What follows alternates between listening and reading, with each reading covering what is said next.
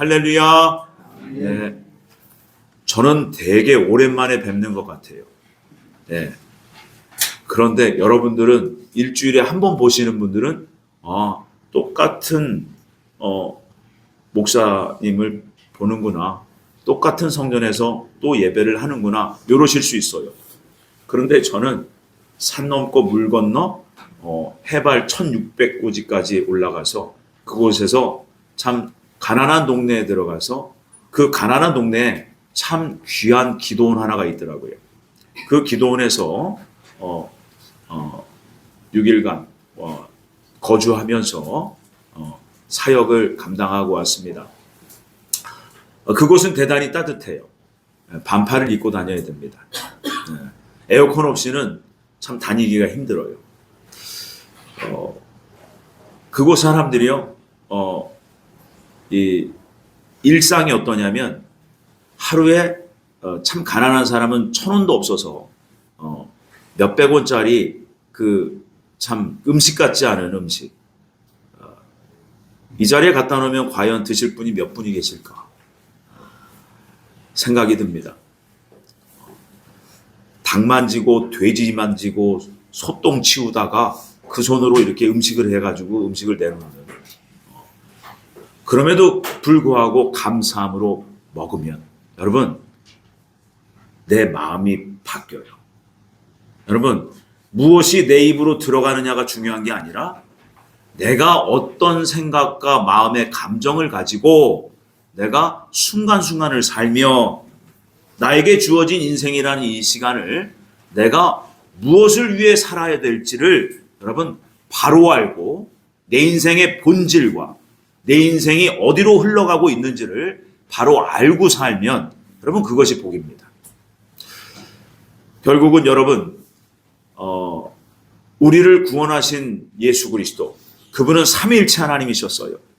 그 예수님이, 그 하나님이 이 땅에 육신을 입고 우리를 위해 십자가에 죽으셨습니다. 왜 죽으셨어야 됩니까? 우리가 죄인이기 때문에. 여러분 이 죄인이라는 것을 여러분 그냥 무시하시면 안 돼요. 이 죄값 때문에 우리는 영원한 지옥으로 갈 수밖에 없는 존재입니다. 그런데 그 지옥으로 가는 그 낭떠러지로 떨어질 수밖에 없고 영원한 버림을 받을 수밖에 없고 영원한 형벌과 저주 속에 빠져버릴 수밖에 없었던 우리를 하나님이 구원하신 거예요.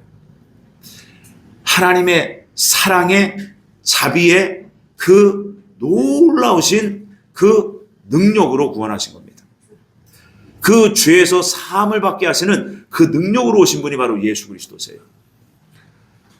여러분 그 가난한 동네에서 모인 사람들이라곤 어린아이들과 노인들이었어요.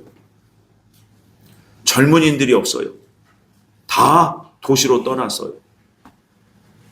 그런데 거기에서 복음을 전하니까 이 사람들이 뒤집어져요.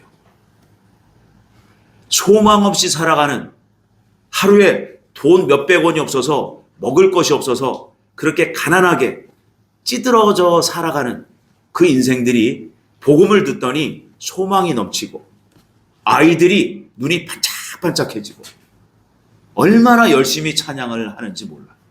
네. 학교를 못 가요. 돈이 없어서.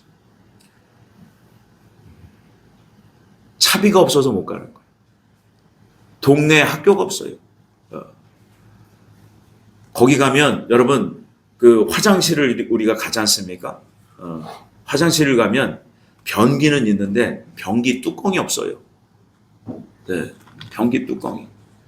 변기 뚜껑 만드는 공장도 없고, 그래서 어떤 한국인은 변기 뚜껑을 가지고 다녀요. 네. 볼일 보려고. 그 정도로 열악한 환경에서 살아가는 사람도 있습니다. 오늘 주님께서는 우리들의 위선적인 신앙에 대해서 지금 말씀하고 계신 거예요. 여러분 우리에게는 그 사명이라는 것이 있습니다. 성경에서 말씀하시는 사명은 한 가지예요. 오직 거룩입니다. 사명은 거룩이에요. 이것을 미션이라고 해요. 우리의 인생의 목적, 우리 구원받은 하나님의 백성들의 오직 인생의 목적은 거룩을 향해 가는 거예요. 근데 이미 하나님께서는 거룩함을 다 이루어 놓으셨어. 그 거룩함을 이루어 놓으신, 곧 죄 없고 밝고 명랑하고 영원한 희락이 있고 영원한 성령으로 충만한 그 나라를 이미 하나님은 다 이루어 놓으셨어요.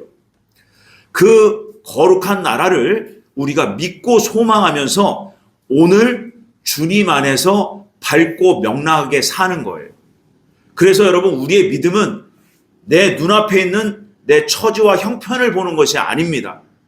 믿음은 이 모든 거룩을, 죄 없는 하나님의 나라를 이미 다 이루신 그 삼위일체 하나님을 바라보고 가는 거예요. 그래서 그 하나님을 우리가 눈으로 볼 수 없고 손으로 만질 수 없지만 그 하나님께서 육체를 입고 이 땅에 친히 왔다 가셨습니다. 그 예수님이 바로 하나님이셨다는 거예요. 그런데 그분이 어떠한 삶을 살았고 어떠한 말씀을 하셨는지를 우리는 늘 집중하고 그분의 그 삶과 그분의 진리의 말씀, 생명의 말씀에 우리의 귀를 열고 사는 겁니다. 그래서 그분은 진리가 되신다는 거예요. 그분이 생명이라는 거예요. 그분이 바로 영원한 하나님 나라, 밝고 명랑한 영원한 복락이 있는 그 생명의 나라에 들어갈 유일한 길이시라는 거예요. 그래서 예수님은 친히 당신의 정체성에서도 말씀하십니다. 나는 길이요 진리요 생명이라. 나로 말미암지 않고는 결단코 아버지 나라에 갈 수가 없다. 여러분, 오늘 예수님께서는 그 제자들과 함께 그토록 그 1년, 2년이 지나도록 오랫동안 같이 동고동락하시면서 그 천국 들어가는 그 비결, 그 비결에 대해서 말씀으로 가르치셨고 삶으로 친히 본을 보여주셨습니다. 그럼에도 불구하고 여전히 깨닫지 못하고 여전히 무지해 있는 그 제자들에게 한 말씀 하십니다. 아직도 깨달음이 없느냐? 아직도 깨닫지 못하느냐? 주님은 답답하신 거예요. 그래서 이 시간 주님의 그 시원한 그 깨달음이 저와 여러분들에게 임하여지기를 예수님의 이름으로 축복합니다. 아멘. 그래서 오늘 본문 말씀을 아직도 깨달음이 없느냐라는 제목으로 말씀을 나누고자 합니다. 첫 번째, 하나님의 말씀을 깨닫게 해달라고 여러분 간구하셔야 돼요. 여러분 정말 주님의 진리의 말씀을 사모하십니까? 말씀을 깨닫기를 정말 사모하십니까? 예, 사모함이 있어야 돼요. 사모함. 간절함이 있어야 된다는 겁니다.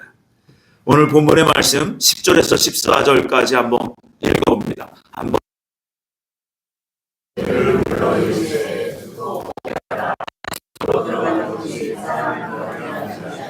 입에서 나오는 그것이 사람을 더럽게 하는 것이니라. 이에 제자들이 나와 이르되 바리새인들이 이 말씀을 듣고 걸림이 된 줄 아시나이까? 예수께서 대답하여 이르시되 심은 것마다 내 하늘 아버지께서 심으시지 않은 것은 뽑힐 것이라. 그냥 두라. 만일 맹인이 맹인을 인도하면 둘이 다 구덩이에 빠지리라 하시니. 아멘. 여러분 지금 그 자리에 바리새인들과 서기관들, 당시의 종교 지도자들이 있었어요. 그 바리새인과 서기관들은 하나님의 말씀을 맡은 자들이에요. 그래서 하나님의 말씀을 읽고 연구하고 그 이스라엘 백성들에게 가르치는 선생들이었습니다. 근데 그 하나님이 주신 말씀을 율법이라 하고 그 율법을 통해서 깨닫고 또 그리고 우리의 삶에 적용해서 살아야 될 그러한 그 관습이 있었어요. 그것을 유전이라고 합니다. 그래서 관습, 곧 규례라고도 하지요.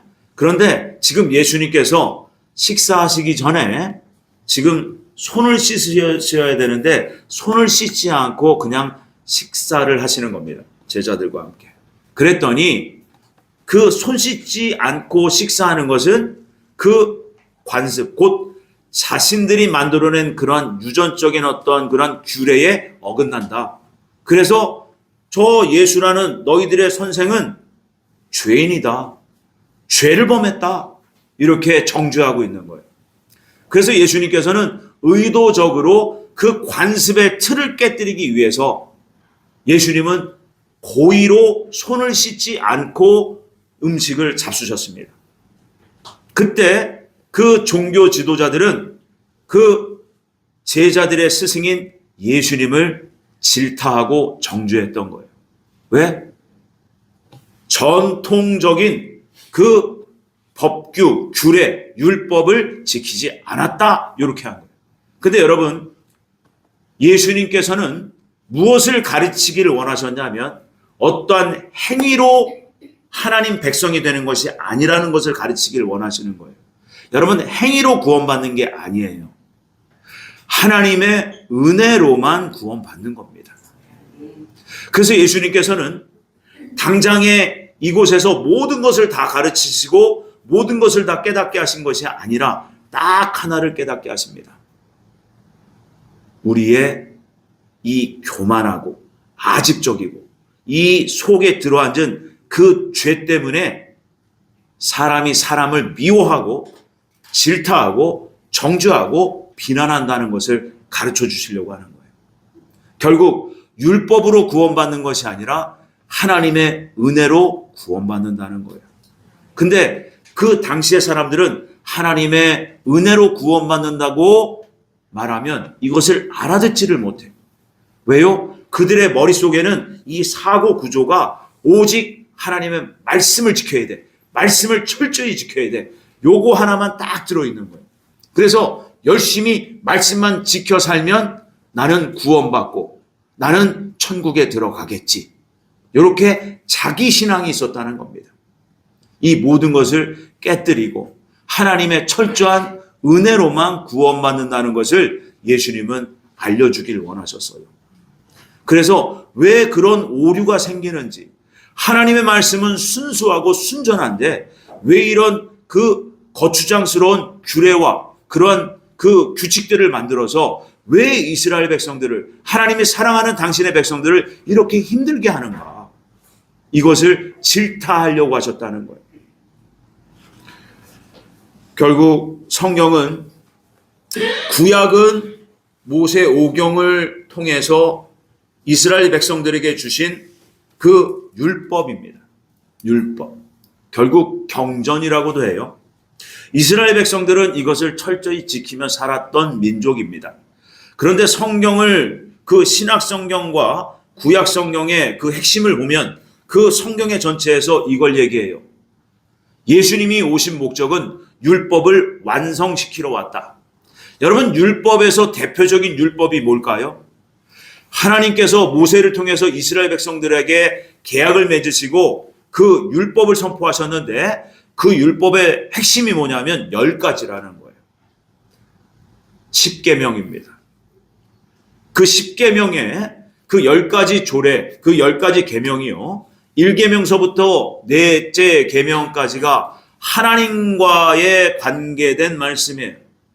곧 그 하나님을 어떻게 섬겨야 되는지, 하나님을 어떻게 내가 대해야 되는지에 대한 우리 인간들을 향하신 하나님의 계명입니다.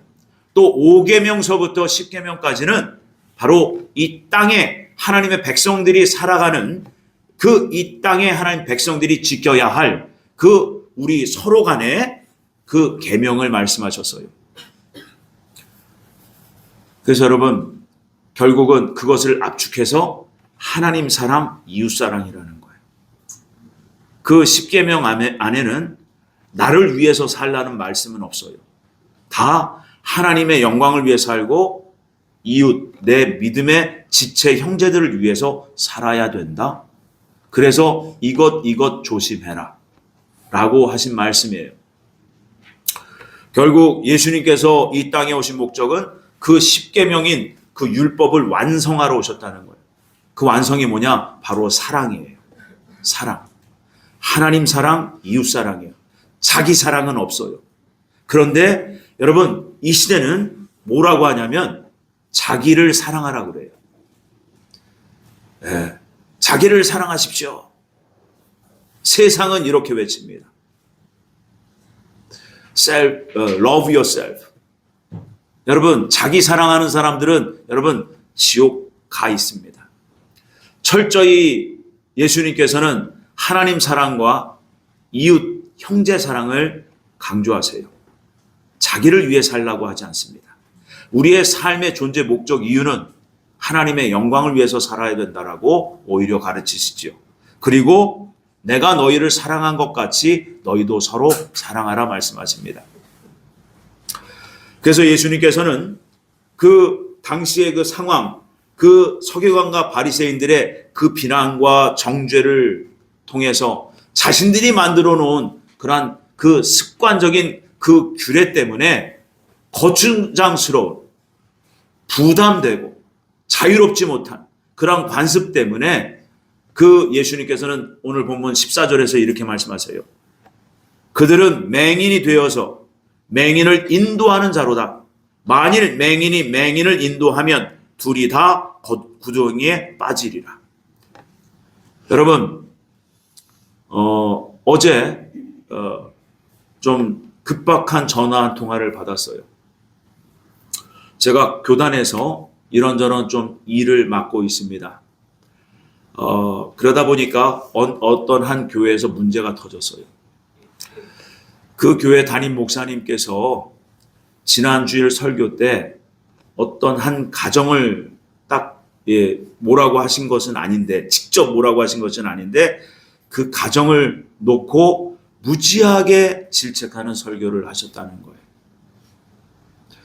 그 가정에 청년 둘이 있습니다. 아들 둘이 있는데 큰아들이 2주 전에 목사님에 대한 볼멘 소리를 했대요. 식사하시면서. 청년들끼리 식사하면서 그 청년이 우리 목사님은 너무 독선적이야. 자기 뜻대로만 하려고 그래. 그 목사님이 평소에 야단을 잘 치시나 봐요. 그러니까 그 청년이 그 말을 이제 하면서 그 같이 식사하던 청년들이 동조를 했나 봐요.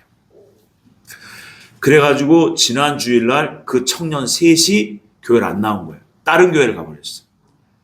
다른 교회를 갔는데 그 청년들 중에 한 그 아버지가 그 먼저 예배 전에 목사님에게 목사님 죄송합니다. 우리 아이가 이러이러해서 좀 다른 교회에 탐방하고 싶어서 그 교회 가서 예배 드린다고 합니다. 이렇게 이제 보고를 했답니다. 그때부터 언짢았다는 거예요.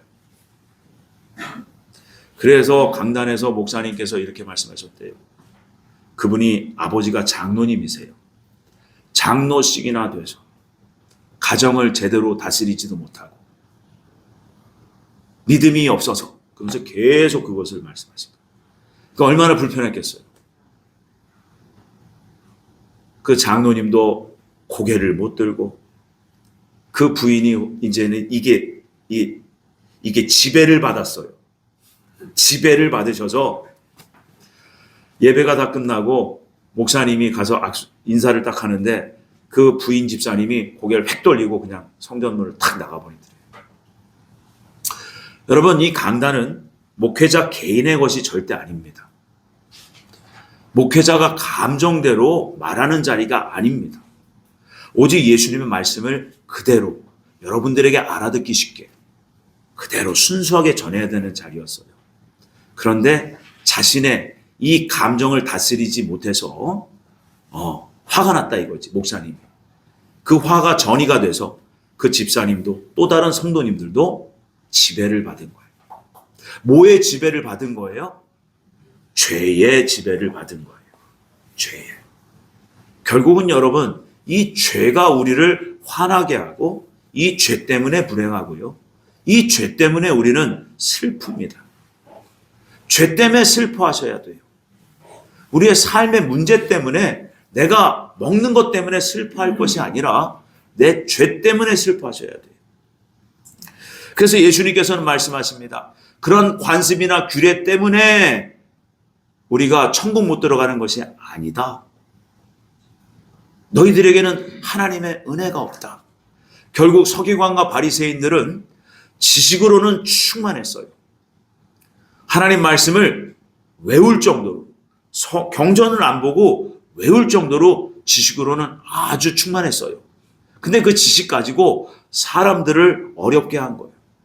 저는 특히 한국교회가 유대인들이 지키는 절기가 있어요. 여러분, 절기를 절대 무시하는 것이 아니고 절대는 대단히 중요합니다. 절기는.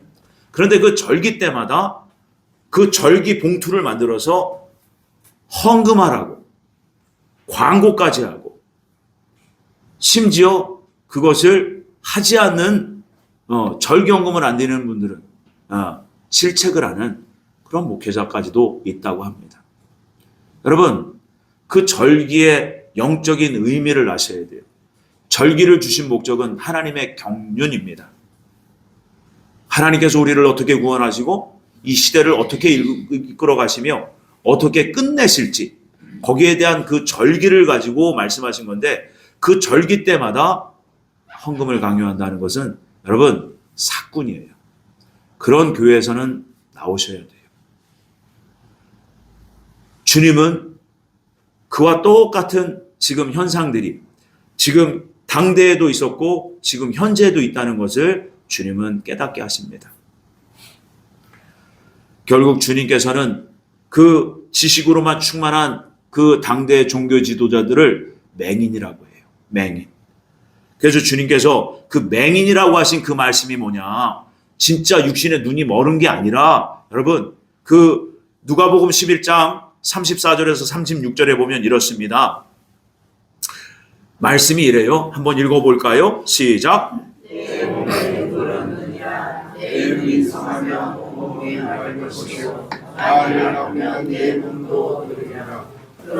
내 속에 있는 빛이 어둡지 아니한가 보라. 내 온몸이 밝아 조금도 어두운 데가 없으면 등불의 빛이.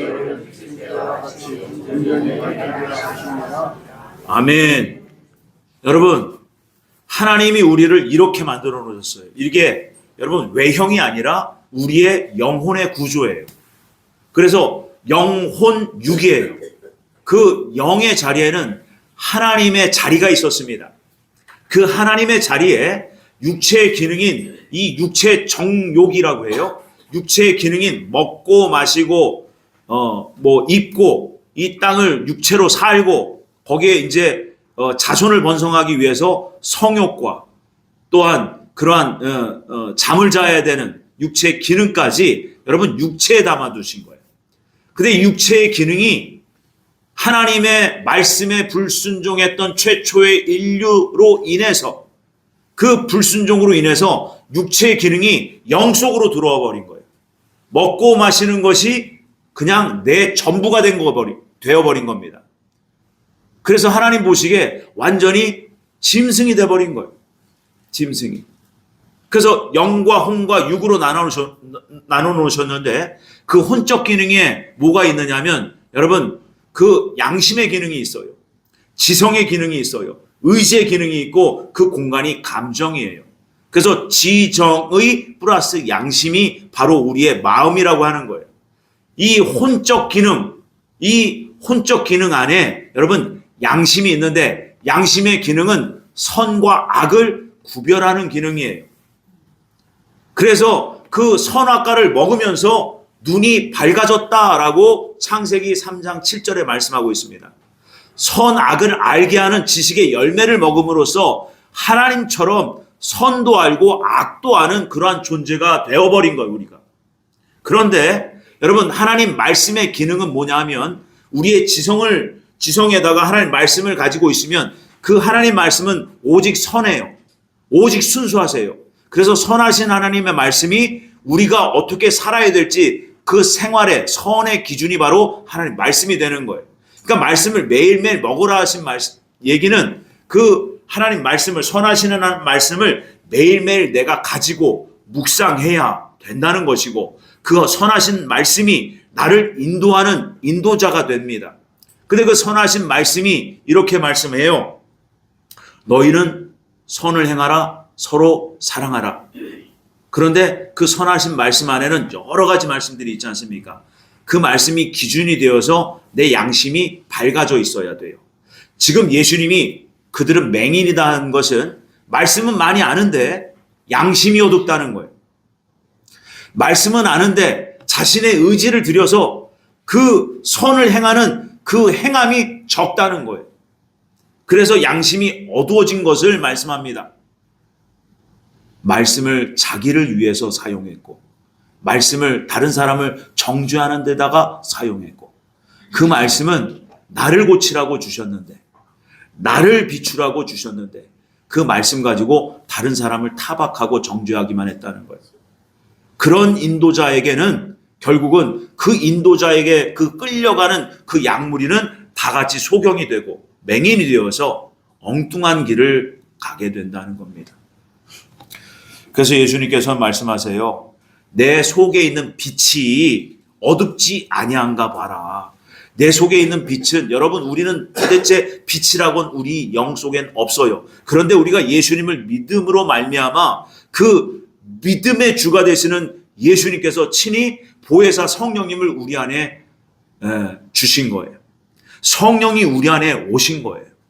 그러므로 말미암아 그 성령님께서 우리의 양심을 밝게 조명하십니다. 근데 불신자들도 여러분 지식이 있기 때문에 의지가 있기 때문에 그 지식의 말씀으로 애써 자기의 어떤 행위로서 열심히 선을 행해 보려고 해요. 그런데 진짜 선, 진정한 선은 여러분 생명이 있는 선하신 하나님이세요. 그 생명이 있는 선하신 하나님의 성령께서 오셔야 되는 거예요. 우리의 영 속에. 아멘. 그래서 여러분 예수님이 나와 함께 하신다는 것은 성령으로 함께 하신다는 것이고 성령 하나님이시요 성령 예수 그리스도께서 내 안에 지금 함께하고 계시다는 것을 말씀하는 거예요. 그 성령님이 우리의 양심을 비추셔야 돼요. 그래서 날마다 말씀으로 나를 비추고 그 말씀으로 내가 잘못된 곁길로 가지는 않았는지를 여러분 나를 돌아보고 나를 고치려고 말씀을 주신 거거든요. 그 말씀을 다른 사람에게 적용하는 게 아니에요. 근데 이 바리새인들과 서기관들은 그 행위를 너무나 오랫동안 했다는 거예요. 자신들의 직위, 직분을 믿고 말입니다. 자신들이 종교적인 어른으로서 다른 사람들을 가르쳐야 된다는 그러한 그 직분, 그 자리 때문에 다른 사람들에게 질타하고 정죄하고 그랬다는 거죠. 그래서 여러분 그 성령의 빛이 밝으면요. 여러분 우리의 마음의 양심이 밝다라는 거예요. 그래서 양심이 밝아야 여러분 선하신 하나님 말씀이 조명이 될 때 여러분 찔림이 있는 거예요. 찔림. 그 양심의 기능은 찔림이에요. 근데 이 양심이 어두워져 있으면 하나님의 밝은 빛에 그 생명의 진리의 말씀이 전해져도 여러분 무덤덤합니다. 저 말씀 지난주에도 들었어. 똑같네. 이건 뭐냐? 내가 변하지 않은 거예요. 내가 변하지 않습니다. 내가 변하지 않았기 때문에 여러분 찔림이 없는 거예요. 여러분 6일 동안 여러분 지난주에 말씀을 붙잡고 상기하고 묵상하고 그 말씀대로 살려고 하는데 안 되는 나를 발견할수록 여러분 밝아지는 거예요. 그게. 여러분 그게 실패가 아니에요. 사실. 말씀은 우리가 지킬 수 없어요. 하나님의 은혜로 지킬 수 있는 거예요. 근데 그 나를 이끄시는 그분이 하나님이세요. 그 하나님이 우리 안에 계시길 원하시고 우리 안에 실제로 계세요. 그래서 여러분 그 하나님을 늘 경험하시는 삶을 사셔야 되는 겁니다. 아멘. 그래서 여러분 예수님은 깨달아라 이 말이에요. 내가 너희를 구원했다. 구원한 하나님의 백성들 너희들은 달라야 된다. 이 말씀을 하고 계시는 겁니다. 결국 여러분 우리 마음 안에 죄악이 문제라는 것을 예수님은 말씀하십니다. 그래서 15절에서 17절의 말씀이 주님께서 이렇게 말씀하세요. 20절까지 한번 읽어보겠습니다. 시작. 베드로가 대답하여 이르되 이 비유를 우리에게 설명하여 주옵소서. 예수께서 이르시되 너희도 아직까지 깨달음이 없느냐? 입으로 들어가는 모든 것은 배로 뒤로 내버리는 줄 알지 못하느냐? 입에서 나오는 것들은 마음에서 나오나니 이것이야말로 사람을 더럽게 하느니라. 마음에서 나오는 것은 악한 생각과 살인과 간음과 음란과 도둑질과 거짓 증언과 비방이니 이런 것들이 사람을 더럽게 하는 것이요 씻지 않은 손으로 먹는 것은 사람을 더럽게 하지 못하느니라. 아멘. 여기에 보면은 간음과 음란이라는 단어가 있는데 이게 이제 비슷한 단어예요. 근데 이 간음은 여러분 성적, 육적인 성적 타락을 말씀하는 거고, 여기서 음란은 예수님께서 하나님 외에 다른 신을 섬기는 우상 숭배를 음란이라고 말씀하신 거예요. 그러니까 우리 안에는 이 모든 게 있다는 거예요. 육적으로 내 마음에서 이 음심이, 호색함이 이게 올라오면 간음하고 싶어지는 거예요. 그러니까 하나님이 정해주신 거룩한 성가정, 오직 너는 내 아내를 즐거워하라, 이 말씀이 있어요. 근데 우리는 자꾸 넘봐. 특히 한여름 되면은 수영장 가고 해변가를 가면 자꾸 눈이 돌아가. 여러분, 이 얘기는 제 얘기입니다. 그럴 때마다 저는 참담함을 느껴요. 야, 이게 왜 안 되지? 그래서 오히려 거꾸로 그런 환경에 들어가서 내 마음을 지키리라 그러면서 해본 적도 있어요, 제가. 그런데 안 되더라고. 처음엔 좀 되는 듯해요. 안 돼요. 여러분, 그래서 여러분, 음란은 피해야 되는 거예요. 음란은 피해야 돼요. 그 환경과 상황을 만들어 버리면 안 돼요. 그래서 여러분, 주님께서는 하나님을 떠났기 때문에 너희들이 성적으로 타락할 수밖에 없다, 이거를 말씀하고 있습니다. 결국은 이 모든 것이 여러분 하나님을 떠난 우상 숭배 행위였어요. 바리새인들은요, 자신들은 거룩한 척, 거룩한 줄 그렇게 알고 그렇게 살았어요. 그런데 그 속에 있는 것들은 건드려주는 사람이 없는 거예요.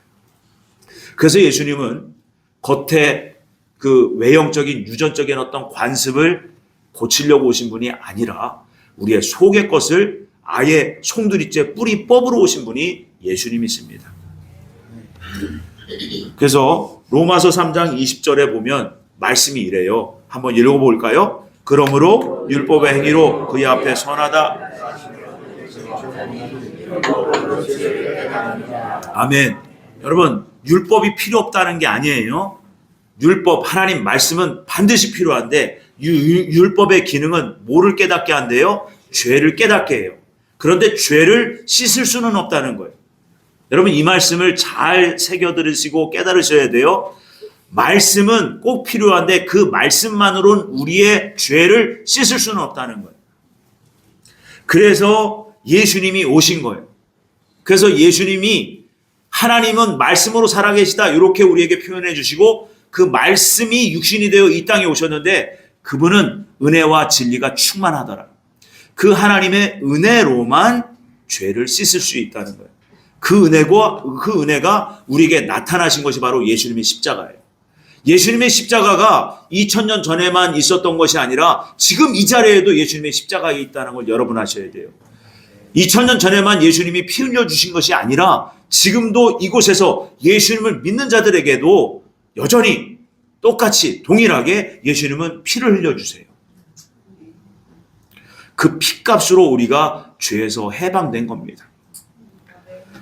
그래서 21절에서 22절을 이렇게 사도 바울이 말씀하고 있어요. 읽어볼까요? 이제는 율법에 하나님의 한 의가 나타났으니 율법과 선지자들에게 증거를 받은 것이라. 곧 예수 그리스도를 믿음으로 말미암아 모든 믿는 자에게 미치는 하나님의 의인이 차별이 없느니라. 아멘. 차별이 없느니라. 가난하든 부하든 차별이 없느니라. 여러분, 예수님은 하나님의 의가 차별이 없다 그러세요. 하나님의 의가 뭐냐면 하나님의 거룩이에요. 하나님의 사랑이에요. 하나님이 모든 인류를 구원하고 싶어 하시는 그 마음이에요. 사랑의 구원의 마음. 그것을 하나님의 의라고 말씀하셨어요. 그 의가 바로 예수 그리스도세요. 그래서 먼저 그 나라와 그의 의를 구하라. 결국은 우리의 사명은 거룩이라는 거예요. 그래서 말씀은 우리가 어떻게 살아야 될지를 방향을 잡아주는 이 키와 같습니다. 그 말씀을 붙잡고 그대로 살려고 하면 실패하고 실수할 수밖에 없는 나를 발견하게 되는 거예요. 나. 그래서 그 실수할 수밖에 없는 나를 발견하고 죄책감에 빠지고 좌절에 빠지지 말고 너희를 구원하러 오신 그 사랑의 예수님 앞에 나와라. 그리하면 너의 그 실수와 실패를 내가 이미 봤다. 그런데 예수님, 곧 우리의 하나님께서는, 우리의 아버지께서는 내 실수와 실패를 고백하기를 원하세요. 그게 회개의 시작입니다. 그러면서 내가 내 죄를 인정하고 고백하는 순간 아버지는 이렇게 말씀하세요. 너 왜 그랬어? 이렇게 하시는 게 아니라 그래, 내가 너를 사랑한다.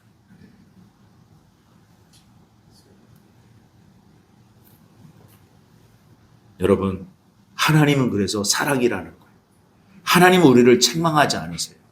사람이 사람을 책망합니다. 성경은 이렇게 얘기해요. 말씀을 맡았고 너희가 직분을 받았느냐? 그러면 권면해라. 사랑의 마음으로 그를 위해 권면하라고 있지 책망하라는 말씀은 없어요. 그래서 여러분, 주님께서는 말씀하세요. 우리를 사랑하셔서 이 모든 것을 제하러 오셨다. 결국은 우리 속에 있는 더럽고 추악한 것들이에요. 여러분, 이것을 원래 하나님은 이렇게 만드셨는데 이렇게 완성하실 거예요. 그런데 지금 맨 오른쪽 끝에 있는 그 자리가 지극히 거룩한 장소, 하나님의 생명이 들어올 자리예요. 그 자리에 뭐가 들어왔냐면 선악과를 먹음으로써 정욕이 들어온 거예요.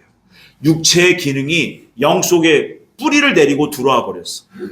이 정욕을 만족시키려고 뭐가 들어왔느냐? 마귀의 성질인 죄악이 들어와 버렸어. 그 정욕과 죄악이 한 덩어리가 된 거예요. 어디에? 우리의 영 속에 가장 깊은 곳에. 그곳이 하나님의 생명자리인데 하나님의 생명이 들어왔어야 되는데 선악과를 먹음으로 육체의 정욕이 들어와서 마귀의 죄성을 불러들인 거예요. 그래서 전적 타락이라는 겁니다. 그래서 그 안에서 뭐가 나오느냐? 교만이 나와요. 그 안에서 뭐가 나오느냐? 음란이 나와요. 또 저 안에서 태만이 나와요. 아집, 질투, 포악, 거짓, 이것이 내 마음을 다 장악해버린 거예요.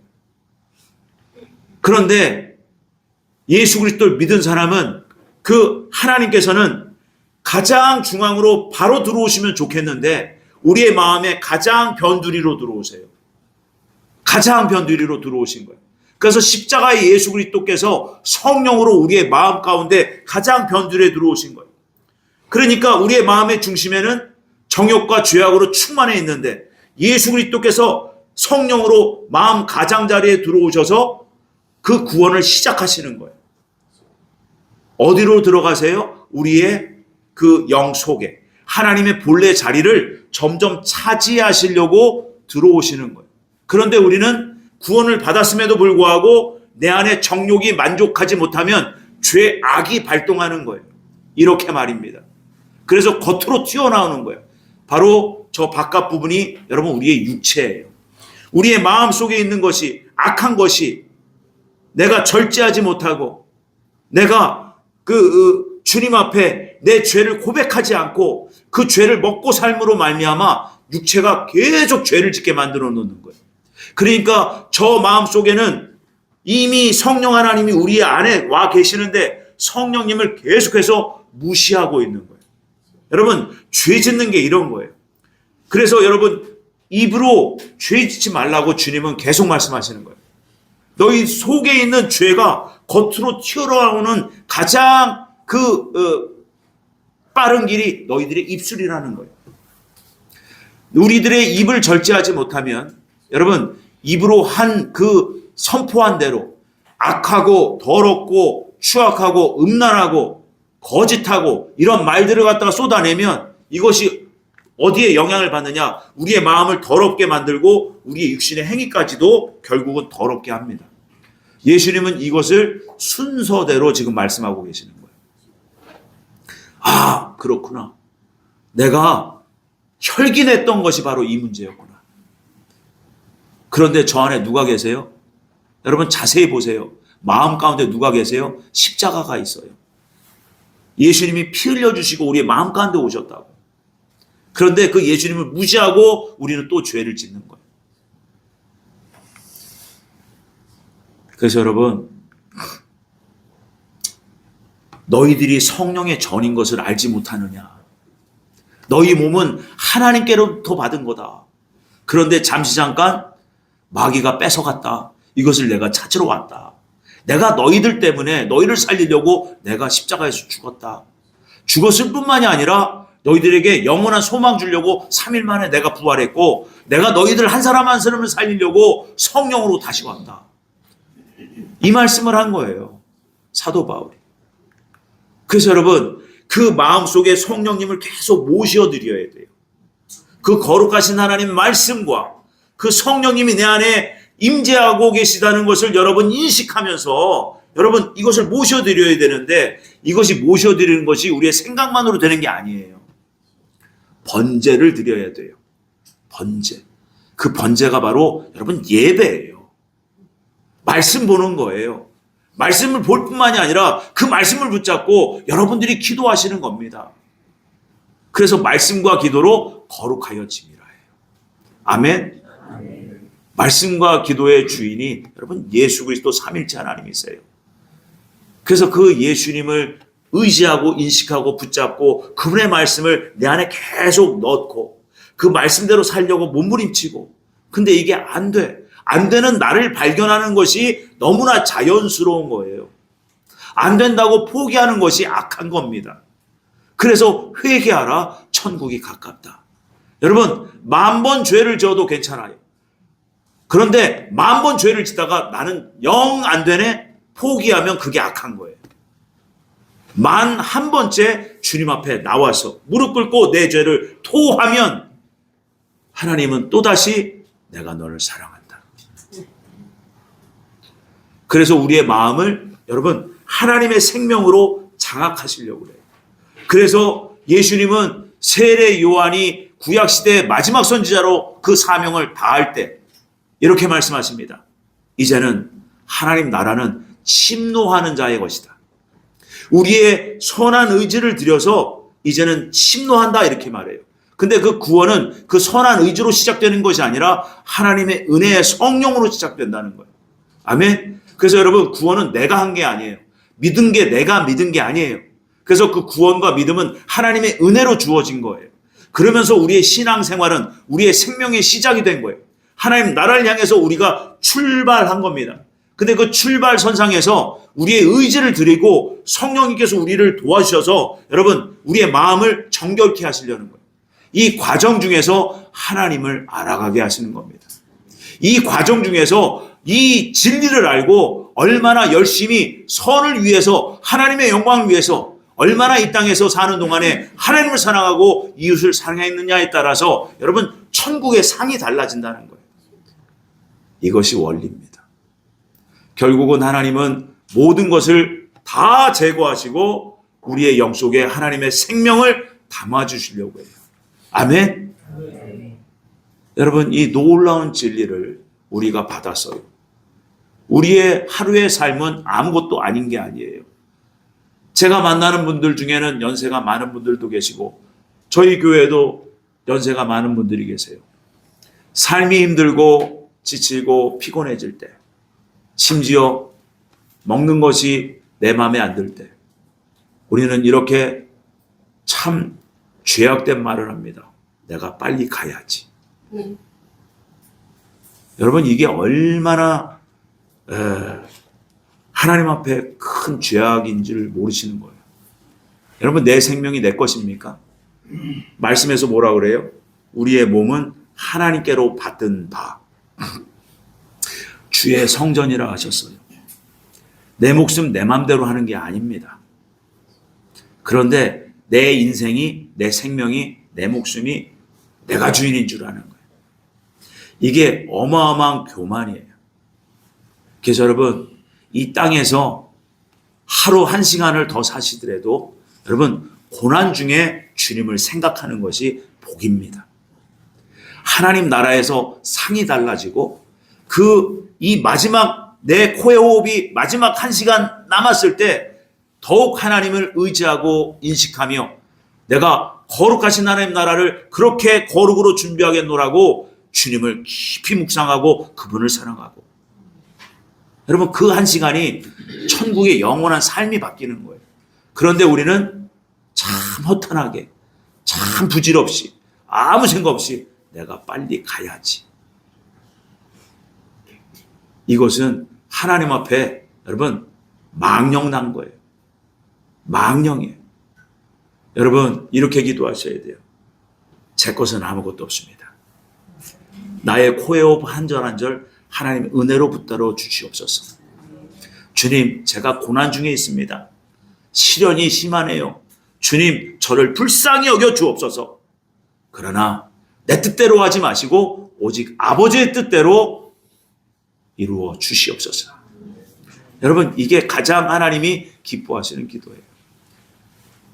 그래서 여러분 우리가 하나님의 놀라우신 그 뜻을 발견하고 또 발견하고 매일매일 발견해서 내게 주어진 이 하루, 내게 주어진 이 한 시간이 주님 앞에서 얼마나 소중하고 내가 하나님의 말씀을 그렇게 순종하며 살 때 여러분 하나님은 영광을 받으세요.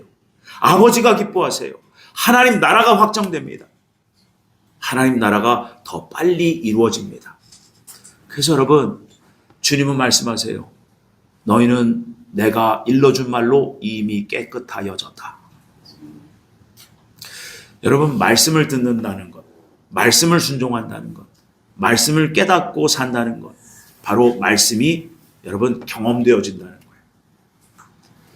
그래서 여러분 요한복음 1장 14절의 말씀이 바로 이겁니다. 우리 한번 같이 마무리하면서 우리 같이 읽어봅니다. 시작. 말씀이 육신이 되어 우리 가운데 거하심에 우리가 그의 영광을 보니 아버지의 독생자의 영광이요 은혜와 진리가 충만하더라. 아멘.